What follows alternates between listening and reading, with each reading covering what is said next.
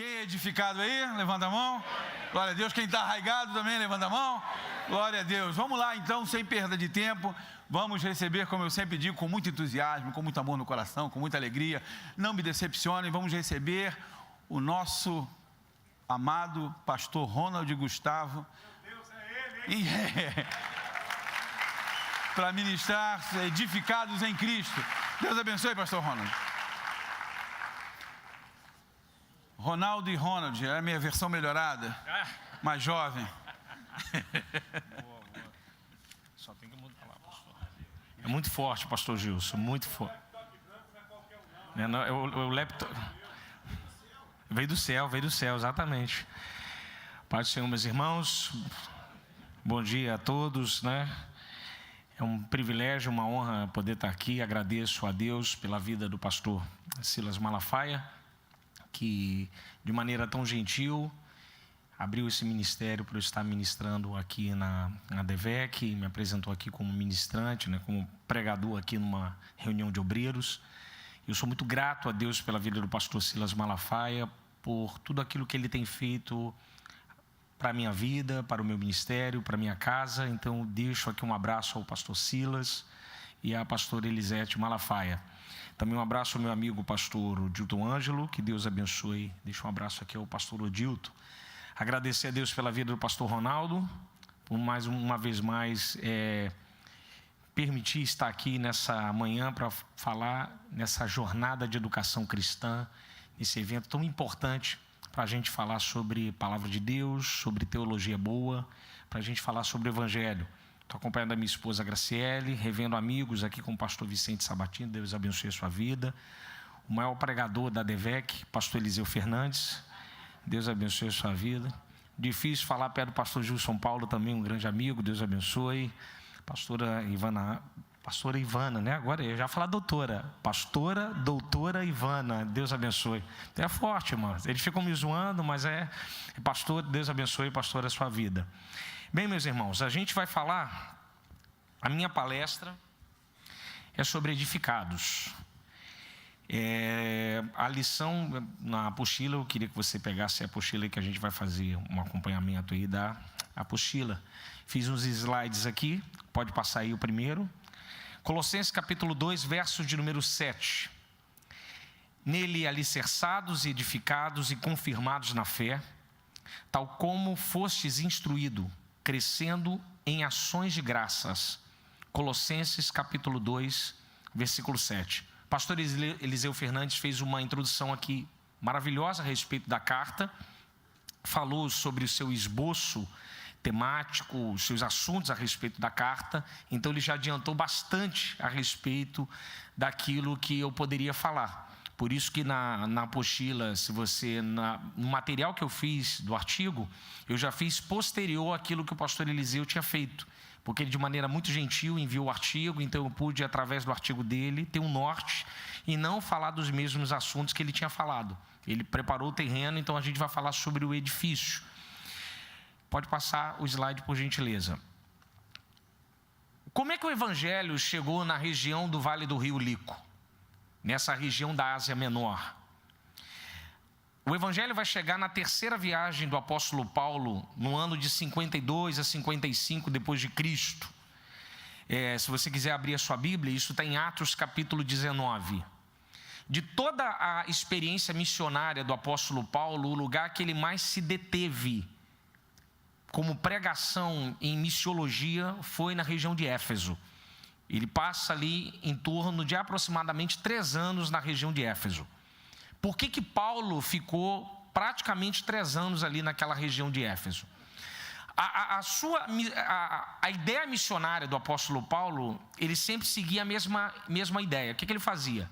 Ele procurava uma sinagoga, começava pregando o evangelho, depois de um tempo ele se mudava e ia para outro lugar. Não é diferente da igreja de Éfeso. Se você quiser abrir Atos capítulo 19, a partir do versículo de número 8, vai dizer que Paulo vai ficar 3 meses na sinagoga em Éfeso.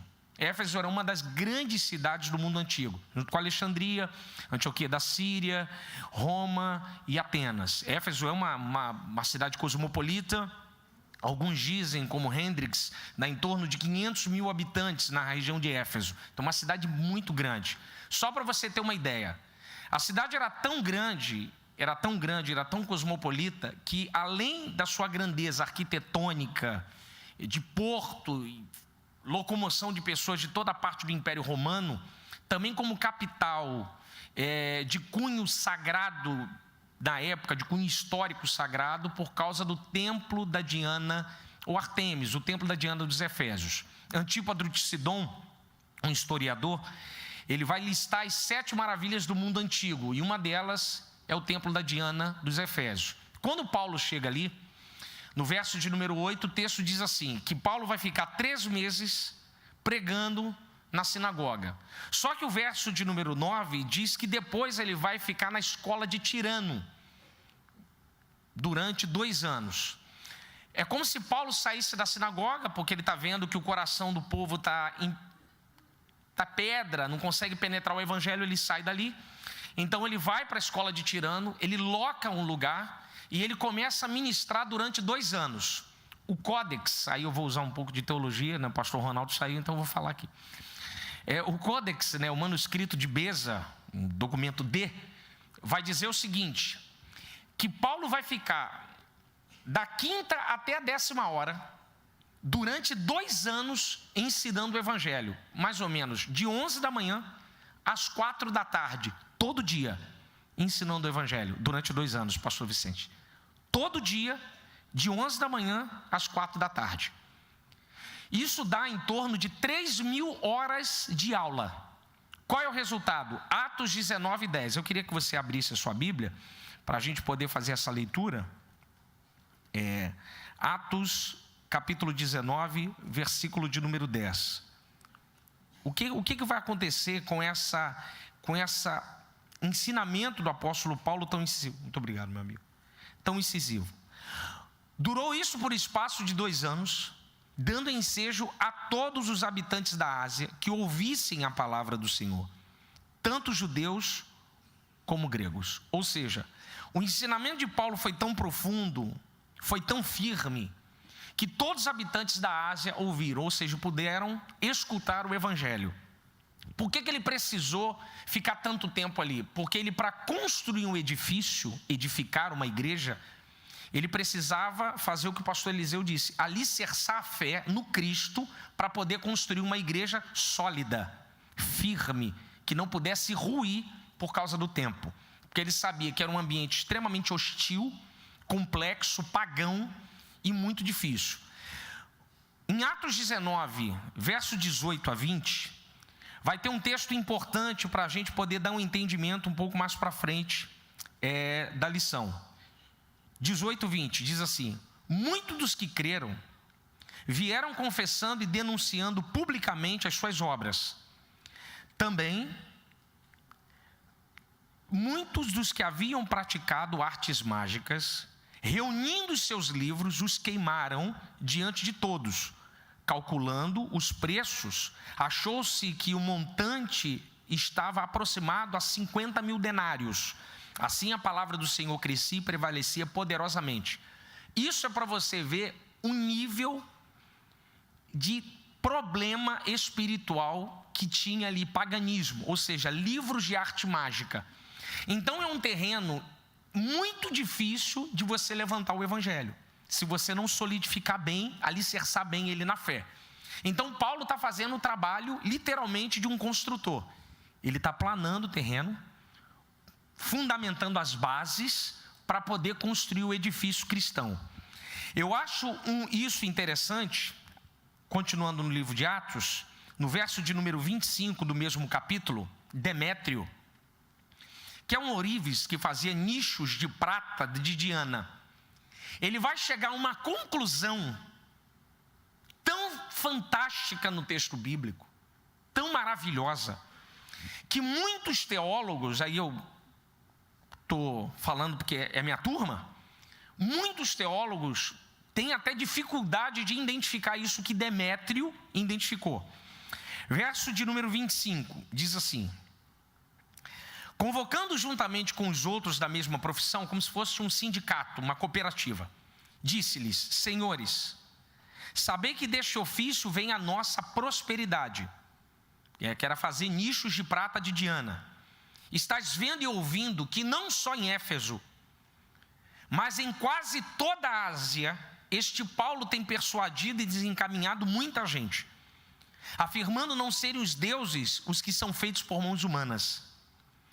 Não somente há perigo de nossa profissão cair em descrédito, como também de o próprio templo da Diana, grande deusa, ser estimado em nada e ser mesmo destruída a majestade daquela a qual toda a Ásia e o mundo adoram. O que Demétrio está dizendo? O que esse cara prega é tão forte que derruba qualquer coisa que está de pé. Esse cara prega de uma maneira tão forte, tão persuasiva, que nem o templo da Diana consegue ficar de pé, porque ele diz que o Deus dele não habita em templos feitos por mãos humanas.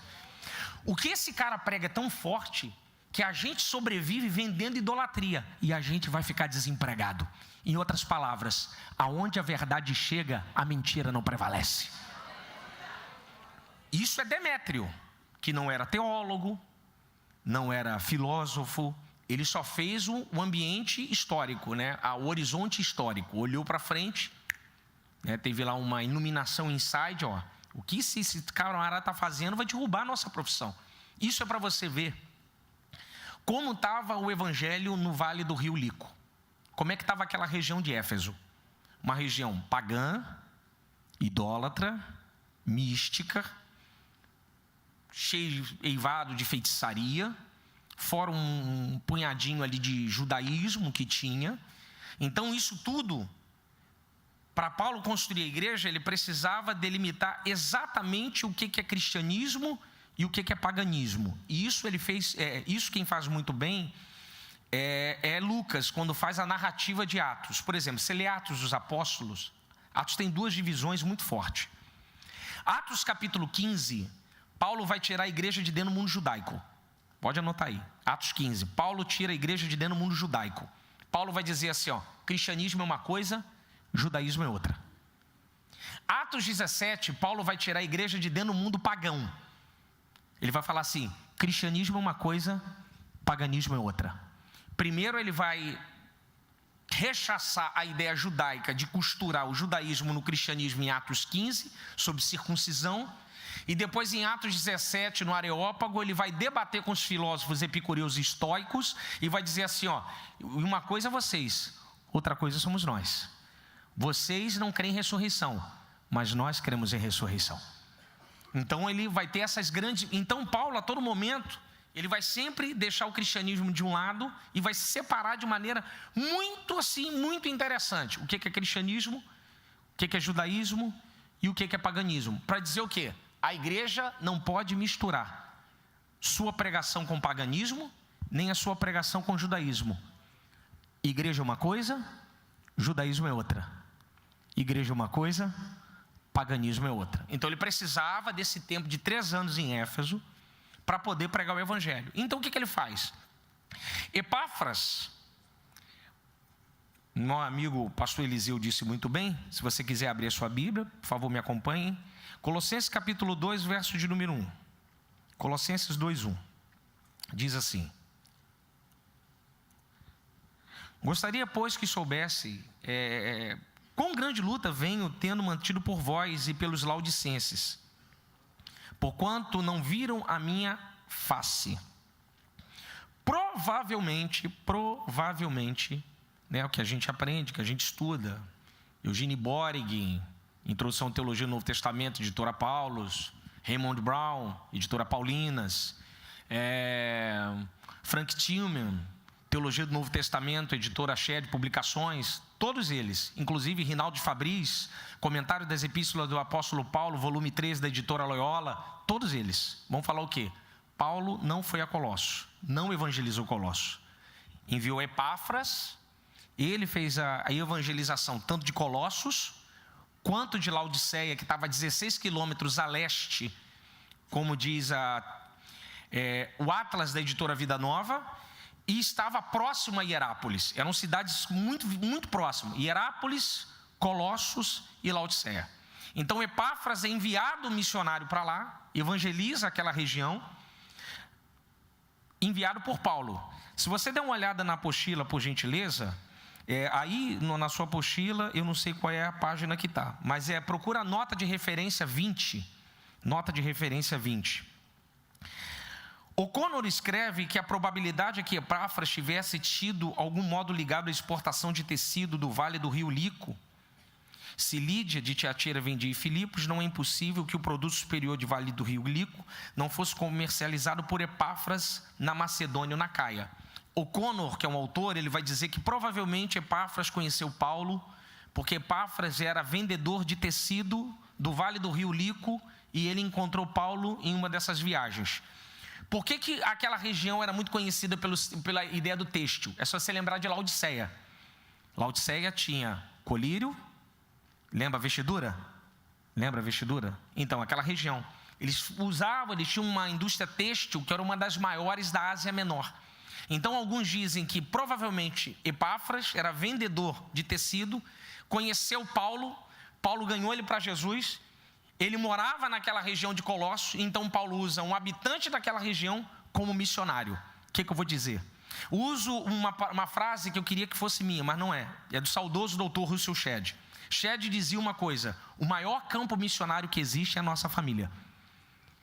E se você está lá, é porque Deus te enviou para essa família para você ganhar ela. Ele diz que Deus sempre vai usar o habitante local como uma ferramenta extremamente importante para ganhar aquele lugar. O que Paulo faz? Paulo vai usar Epáfras, que era alguém morador de Colossos, conhecia os problemas, conhecia a Laodiceia, sabia que era uma região pagã, era uma região difícil de estar ali, então ele envia alguém que conhece o local. Mas o que acontece no texto? A questão, irmãos, o terceiro ponto ali, é que algum tempo depois, a coisa ficou apertada. O propósito da carta era fortalecer a fé da comunidade e corrigir os erros da igreja de Colossos. Wiliauer, História da Literatura Cristã Primitiva, editora Paulus. Falsos mestres atuam também em Laodiceia e Herápolis, e ao que me parece são intrusos que vieram de fora, mas conseguiram certa influência sobre as comunidades, inclusive de Colossos. A igreja era uma igreja, não vou dizer antiga, semi-nova. Paulo preso, Epáfras vai para Paulo e fala assim: Paulo, a coisa apertou, porque entrou uma heresia agora e eu não estou conseguindo combater. Porque Epáfras, ele não tem o conhecimento que Paulo tinha na defesa da fé. Por exemplo, o pastor Eliseu disse a respeito sobre Paulo aqui em Atos capítulo 9. Por exemplo, a experiência que Paulo tem com Deus, com Cristo, no caminho de Damasco, a sua hermenêutica, sua interpretação da Bíblia mudou. Sabia que mudou? Porque ele lê a mesma Bíblia para perseguir crente. Ele lia a Bíblia e perseguia cristão. Só que quando ele encontra Cristo em Damasco, ele vai ler a mesma Bíblia, mas vai dizer: foi Jesus, foi Jesus, foi Jesus. Ou seja, ele teve uma hermenêutica diferente. Era a mesma, não mudou. Deus não deu uma Bíblia nova para ele, Cristo não deu, não. Ele leu a mesma Bíblia, só que através agora de quê? Da experiência. Ele teve uma experiência, houve uma mudança. Essa mudança fez Paulo crescer, tanto que Pedro, na sua epístola, Pedro diz: Paulo escreve segundo a sabedoria que lhe foi lhe dada. Deus tinha dado uma capacidade àquele homem para escrever tamanha. Epáfras, se a gente pensar como Jeremy O'Connor, se ele era um vendedor, um mascate, um vendedor de tecido, como um vendedor, vai contrapor, rechaçar heresias que ele não sabe como lidar. O que ele vai? Ele vai procurar Paulo. Paulo, eu preciso que você me ajude, porque a comunidade está bebendo disso. Irmãos, a coisa era tão séria, tão séria. Aí você anota o livro aí. Tem um livro chamado Documentos da História da Igreja Cristã. Pode anotar aí. Pastor, não tem dinheiro. Fala com o pastor Vicente. Ele vai orar por você e Deus vai prosperar a sua vida. Tem um documento chamado Documento da História da Igreja Cristã, H. Betterson, editora Haste, Ele é fácil encontrar, não é difícil, Mercado Livre, qualquer coisa. Ele vai trazer todos os documentos sobre concílios da história da igreja. Em 346 depois de Cristo, vai haver um concílio na cidade de Laodiceia. 346. 21 anos depois aí do edito de Roma. Eles vão fazer lá um concílio. Qual é o concílio? O concílio é sobre a adoração do culto aos anjos. Irmãos, a gente está vendo um problema aqui 200 anos antes. 346, eles ainda estão debatendo o problema. Ou seja, a doutrina, a falsa doutrina entrou e criou uma raiz que 200 anos depois eles estavam com dificuldade de tirar. O que eu vou falar não é uma frase minha, de um amigo. Um amigo diz assim para mim, um amigo, ele é pastor, ele falou assim para mim: Ronald, presta atenção, irmão, para não tirar do contexto. Ele: Ronald, eu prefiro um pecado na igreja do que uma falsa heresia. Do que uma heresia. Porque o pecado o Espírito Santo revela, o camarada pede arrependimento e se conserta. Agora a heresia, quando você arranca, você pode matar até algumas pessoas. A fé. Porque a heresia, ela é entranha. Porque a heresia é muito complexa. Então ele precisava de quem? Ele precisava de Paulo para combater esses erros. Quais eram os erros? Eu vou ler com vocês aqui, ó. É um sistema religioso de práticas, está em a carta como escrito situacional, está na sua lição. Observância de calendário semanal, mensal e anual, culto aos anjos. Impõe também algumas restrições ascéticas, né? A flagelação sobre o corpo, dietas, toda hora, extremos jejuns. Impõe também relativas comidas sobre kasher, bebida ou corpo. Enfim, a insistência no papel irreversível da experiência cristã batismal, como participação do destino de Jesus morto e ressuscitado, e sobre o efetivo perdão dos pecados, nos faz intuir que os falsos mestres duvidavam da eficácia salvífica dessa experiência. O que eles estavam pregando em Colossos? Olha, não, eu tenho Jesus, eu me batizei. Não, mas precisa de algo a mais. Você tem que fazer uma costura a mais. Vou usar um termo que muita gente vai entender. Não, tem uma nova visão aí, ó. Tem uma nova unção, um novo direcionamento. O que eles estavam dizendo? Olha, o que foi revelado tem algo a mais. Eu tenho algo escondido. Eu tenho algo oculto. Aí eu até usei um termo aqui de sabor gnóstico. A ênfase no aspecto cognitivo da salvífico, a sabedoria. A referência às potências e ao pleroma assemelha-se ao mundo religioso dos mistérios. Né? O pessoal gosta muito de mistérios, sabe? Algumas expressões que evocam os ritos de iniciação e a pretensão de revelações ou experiências particulares ou secretas. Abra sua Bíblia, Colossenses 2,18. Colossenses 2,18. Diz assim: ninguém se faça árbitro contra vós, outros, pretextando humildade e culto aos anjos, fundamentando-se em visões, enfatuado, sem motivo algum, na sua mente carnal. Rapaz, Paulo ele não brinca em serviço não, ele é madeira. O que estava pegando? Tinha gente que estava sendo levada à igreja de Colossos a dizer o seguinte: ó, você só vai ser salvo se você tiver uma experiência mística. Não, mas eu fui batizado. Não, mas você tem que ter algo a mais. Você tem que ver os éons, como meu amigo disse aqui, pastor Eliseu, tem que ver os éons. Se você não tiver esse algo a mais, você não está salvo. Ou seja, se entrega a sua vida a Cristo, se batiza, participa do corpo e do sangue através do sacramento da ceia. Não, isso não basta, tem que ter algo a mais. Ou seja, a igreja estava absorvendo isso e estava acreditando na falácia dos falsos mestres que precisava de algo a mais. Não, você tem que ter algo a mais. Isso aí é muito pouco. Então o que Paulo vai fazer? Passa o slide, por gentileza, para a gente entrar de fato no texto. Aqui eu dividi em 4 blocos. O que vai acontecer? Paulo, ele precisava levantar essa igreja, edificar essa igreja, para que essa igreja não viesse ruir diante dessa falsa doutrina. Por exemplo, quando eu estava estudando isso aqui, o Senhor me fez lembrar sobre os terremotos que acontecem no Japão. E eu estava vendo uma matéria do Discovery, e o jornalista disse que alguns edifícios, prédios, arranha-céus, no Japão, tem sistema de amortecedor. Para quando o chão balança, o amortecedor não deixa o edifício cair. Rapaz, um negócio engenhoso.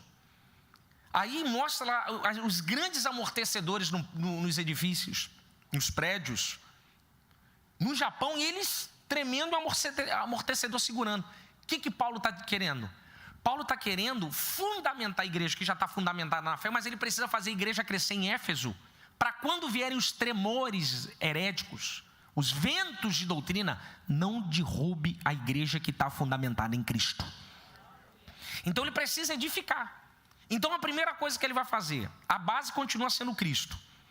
Havia um discurso pseudo-intelectual dos supostos mestres, o termo enredar, levar com despojos ou roubar.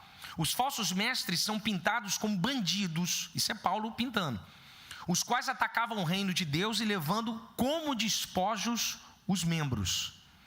Em outras coisas, o discurso deles tinha aparência de coisa boa, de sabedoria, mas estava, captando gente, sendo envolvida na falácia. Não, isso aí parece de Deus. Isso aí é bacana. Por exemplo, eu gosto muito de Lutero. Eu curto algumas frases dele, mas tem uma que eu encaixo aqui perfeito. Lutero diz o seguinte, abre aspas: qualquer ensinamento que não se enquadre nas Escrituras deve ser rejeitado, mesmo que esse faça chover milagres todos os dias sobre a igreja. Vou repetir. Qualquer ensinamento que não se enquadre nas Escrituras deve ser rejeitado, mesmo que esse faça chover milagres todos os dias sobre a igreja. Porque tem uma turma que diz assim, pastor, lá está cheio e o movimento está bom. Aí quando eu prego cego de nascença, eu sempre faço esse link, que quando Cristo bota barro no cego de nascença, ele fala assim, vai lavar no tanque de Siloé. Mas quando você pega o mapa, você sabe que o Betesda é ali do lado. Aí eu fico assim, por que você não mandou ele lavar no Betesda? Aí Jesus fala, porque no Betesda só tem movimento e movimento não cura, só atrai doença. O que cura é a palavra que cura. É a palavra que cura. Então o que acontece? A base continua sendo Cristo. A base, por mais fantástico que seja o discurso de quem está vindo de fora, por mais fantástico que seja, meu amigo, qualquer coisa que ele ofereça para tentar levantar um edifício que não seja Cristo, corra. Porque isso nada mais é do que um discurso intelectual, um discurso que não traz crescimento, um edifício construído com material pirata, dificilmente ele vai ficar de pé. Dificilmente ele fica de pé. Não vou usar o nome do edifício, mas vocês sabem que aqui no Rio, a gente tem um famoso aqui no Rio, aqui na Barra, né? Construído com areia do mar, não é verdade? Você lembra da tragédia? Que a gente só descobriu porque o edifício solapou, veio abaixo. Aí quando as pessoas perceberam, poxa, é areia da praia. Meu amigo, aprenda uma coisa, a igreja é construída em terreno firme, Jesus Cristo. E com pedra firme, a palavra é a que deve ser edificada, não esses discursos. Irmão, visão, nova visão, essas coisas que dizem que é nova, isso vem e vai, mas Cristo permanece para sempre. A palavra dele continua sendo a mesma. Por exemplo, uma nova revelação. A advertência de Paulo contra a tradição humana, Colossenses 2,8, não é uma admoestação geral, mas uma indicação de que seus defensores da filosofia representavam sua doutrina como tradição antiga e não como uma inovação. O que estava pegando? Estava pegando que eles estavam dizendo, não, Paulo, isso que a gente está pregando isso é algo antigo. Não é novo não, isso aí foi ensinado lá pelos deuses. Porque eles queriam dar uma capa de antiguidade para dizer que era bom. Aí Paulo diz, isso nem é antigo não, isso é novo. Vocês estão querendo trazer uma ideia de nova visão. Ou seja, uma nova ideia, não tem nada de novo. Isso aí é falácia, não precisa de nada de novo. Por exemplo, vou destacar duas aqui. Existem duas doutrinas que estão dando muita dor de cabeça para pastores e pregadores. E teólogos também. Teísmo aberto e universalismo. Qual é a ideia do teísmo aberto? Deus não conhece o futuro. Você jogar no Google aí, teísmo aberto, você vai achar um monte de artigo. Pastores defendendo, pregadores defendendo e outros rechaçando. Eu sou um. Deus conhece tudo, sabe de tudo e todas as coisas. Ele é Deus. A palavra diz que Ele é o alfa e o ômega. Ele é o início e o fim. O teísmo aberto prega dessa forma. Não, Deus não conhece o futuro. Então há uma série. E o universalismo? Qual a ideia do universalismo? O universalismo diz que a crença é uma crença que diz que no último instante todos serão salvos. Mas tem uma galera pregando. Tem um pessoal pregando. Bonhoeffer diz uma coisa, Dietrich Bonhoeffer, o Bonhoeffer, como alguns dizem. A graça de Deus é gratuita, mas não é barata. Ela é gratuita, mas ela não é barata. Esse tipo de pregação, trazendo um tipo de graça que não é, essa coisa que o pessoal, não, tudo é graça. Não, tudo é graça, meu amigo. A graça de Deus é gratuita, mas não é barata. Aí não tem como, o pastor Esdra, meu professor, não tem como não lembrar de John Stott. Haverá pregadores que passarão a vida inteira pregando a palavra, mas sem nunca terem pregado o evangelho. Por quê? Nova revelação. Acha que está trazendo algo antigo, mas é nada mais do que aparência, do que uma ideia, do que uma amostragem que não é verdade. Meu amigo, aprenda uma coisa. Qualquer um que venha falar para você, eu tenho algo novo, cuidado. Eu vou explicar algo aqui, eu vou explicar o termo, e você vai entender o que eu vou dizer. Por exemplo, pregadores em comum usam um tipo de termo, eu entendo o que eles estão falando, mas a maneira como se fala não é a maneira. Vou explicar, segura um pouquinho. Não, Deus me deu uma palavra revelada. O correto é, Deus me iluminou o texto. Porque revelado significa trazer algo que nunca ninguém escondido. A revelação, o livro, está selado. Mesmo que o anjo do céu desça e vos anuncie outro, é anátema.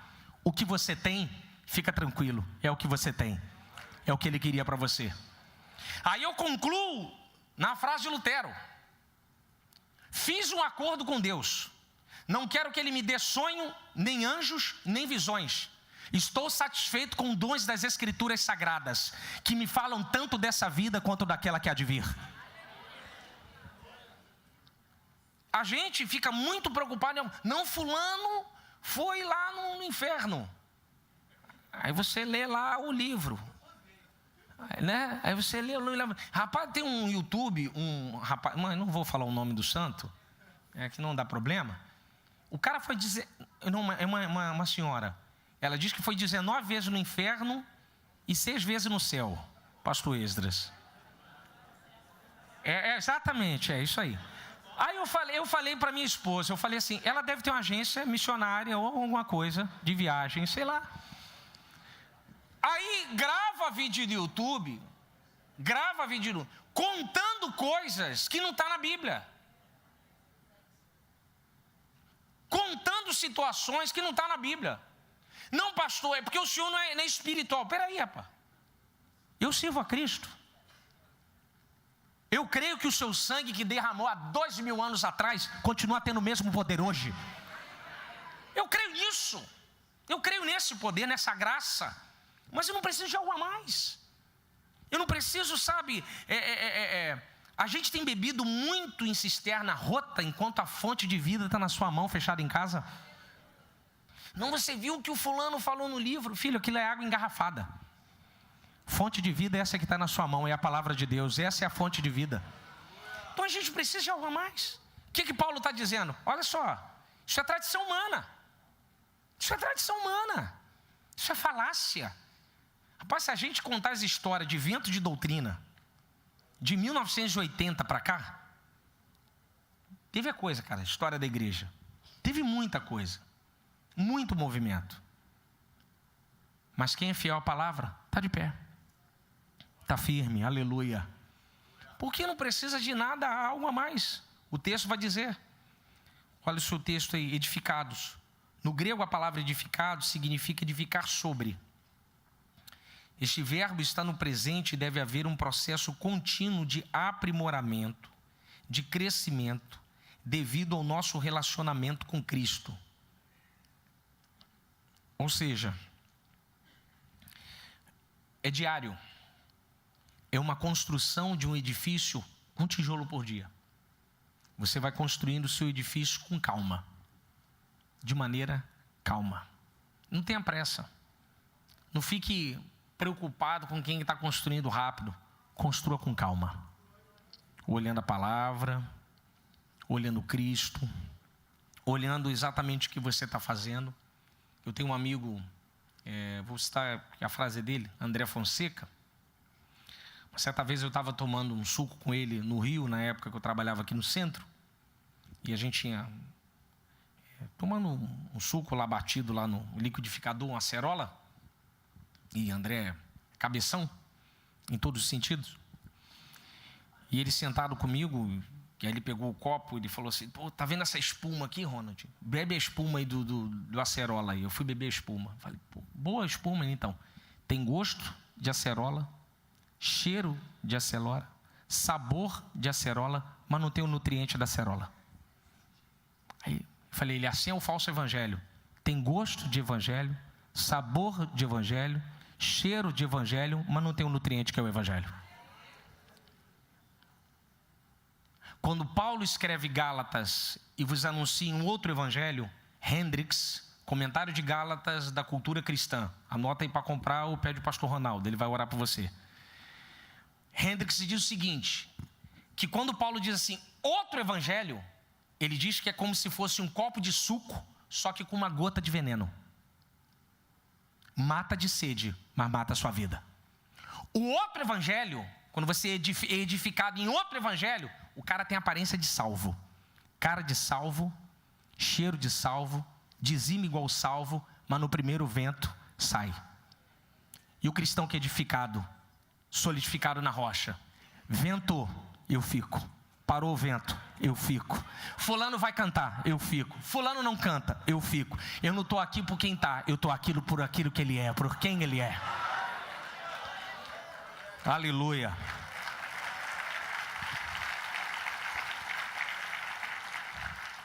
É a ideia do outro evangelho. É exatamente aquilo que o William Shakespeare diz no Mercador de Veneza: nem tudo que reluz é ouro. Que tem muita gente que olha, não, pastor, mas está cheio. Inchado. Inchado. Não, mas tem um jeitão de igreja. Parece. Quem conhece a verdadeira essência do evangelho, sente no ar o que é evangelho. Charles Swindoll escreveu um livro chamado A Igreja Desviada. Recorrendo para uma nova reforma. Um livro amarelinho da Mundo Cristão. Depois você compra, 200 e poucas páginas. Dá para ler em uma semana. Swindoll vai dizer o seguinte no livro dele. Eu achei interessante. Um dia ele estava na sala de aula, vendo o professor dele pegando um sapo e colocando na água. Ele pegou o sapo, colocou na água, ajeitou o sapo lá e começou a aquecer 1 grau centígrado por minuto. E ele foi aquecendo, até o momento em que o sapo ficou duro, branco e morreu. Aí Swindoll completa. A heresia, sim. Se você pegar o crente e jogar na heresia, ele pula fora. Mas se você for aquecendo aos poucos o falso cristão, ele diz, não me julgue. Nada a ver. Deus não julga ninguém. Isso não tem nada. Deus ama a todos. Isso é graça. Porque ele está aquecendo, mas daqui a pouco ele vai enrijecer, vai ficar branco e vai morrer. Mas o verdadeiro homem que é edificado em Cristo, ele não se preocupa com algo novo, ele só se preocupa com a palavra. Ele sabe que a palavra é o mais importante da vida dele. Ele sabe que o que ele precisa para se manter de pé, continuar caminhando até a eternidade. Então, muito cuidado com a proposta de edificar algo mais rápido. Eu tenho uma solução mais rápida para... Não tenha pressa. Deus poderia ter feito o mundo em um dia, mas Ele fez em 6. O que ele está falando? Tudo tem seu tempo, com calma. Vá aprimorando. Lê um capítulo hoje, lê outro amanhã. Não faça propósitos compridos. Não, pastor, eu vou ficar 2 horas orando de joelho. Não vai, filho. Você não aguenta 10 minutos. Começa aos poucos. Eu acho interessante, pastor Ezra, quando o pessoal vai a retiro espiritual, somente jovem, esse retiro de impacto, né? Os garotos vêm virando o olho, porque lá não tem internet, lá não tem PlayStation para jogar online, lá não tem Xbox. Aí os garotos vêm voando, vêm falando de Jesus até para a árvore. Você quer aceitar Jesus? O garoto vem voando, as filhas, meu Deus. Aí segunda-feira, terça, quarta. Por quê? Só mexeu, irmãos. Criou aquele êxtase, né? Aquela coisa. Então, irmãos, faz aos poucos. Lê um capítulo. Lê 2. Amanhã você ora 1 hora. Depois você ora 2. Tudo aos poucos. Vai construindo o edifício.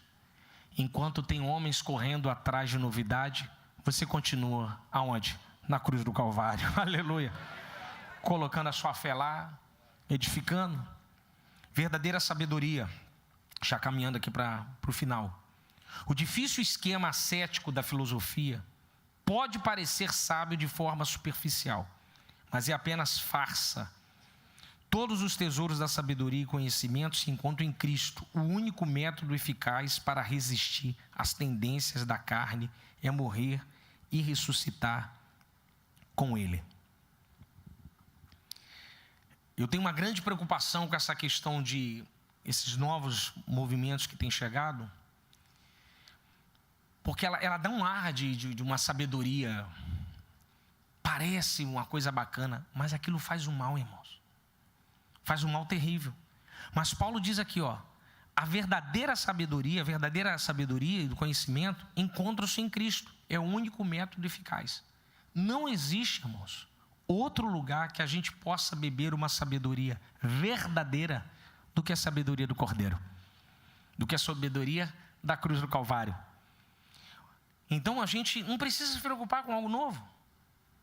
É sempre construir o nosso edifício, fortalecer a nossa fé, olhando Cristo Jesus. Eu fico muito preocupado quando pastores começam a procurar sistemas de Maquiavel, pragmatismo. Não está dando certo, então a gente vai fazer. Paulo conseguia ganhar cidades sem ter carro de som, sem ter WhatsApp, sem ter Bíblia impressa, sem ter nada, sem ter estruturas como nós somos abençoados aqui. Como o pastor Silas é abençoado por estar aqui. Como essa igreja, a Assembleia de Deus da Penha, é abençoada por ter uma estrutura dessa. Mas ele não tinha. O que ele tinha? Deus, unção, Espírito Santo e palavra. O que vai mudar a realidade do Brasil? Deus, Espírito Santo, unção e palavra. A gente precisa sempre estar olhando para esse ambiente, reconstruindo a nossa estrutura de fé em cima desses tijolos verdadeiros, não esse que tem aparência de tijolo, esses fragmentos de areia, que quando vem os terremotos, os temporais, as pessoas correm. Quando você olha, por exemplo, o ano passado, o número de cristãos mortos o ano passado bateu o recorde. Nunca se morreu tanto cristão em perseguição quanto o ano passado. Pesquisa aí, Junta de Missões Mundiais, Portas Abertas, Kairos, você vai ver números extremamente pesados. Quando você vê perseguição lá fora, você fala assim, eu estou no Brasil. Irmão, nós ainda somos o conceito de fé mais perseguido do mundo. E o que separa o edifício de areia do edifício de Cristo? É que quando vem a perseguição, o de areia vira farelo e o de Cristo permanece de pé. Ele não abre mão do seu edifício. Ele não abre mão da maneira como ele constrói. A minha fé é a mesma.